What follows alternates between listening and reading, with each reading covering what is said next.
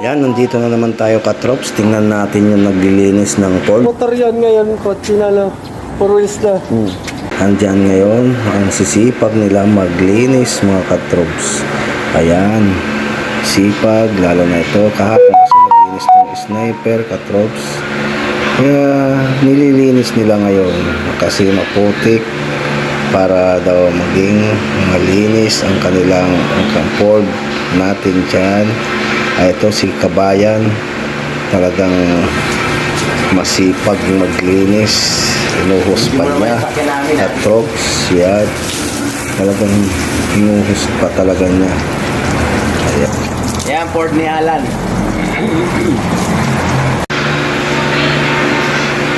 Talagang tinitingnan natin paano sila maglinis ng sasakyan, katrops, yan, talagang dinadiswasing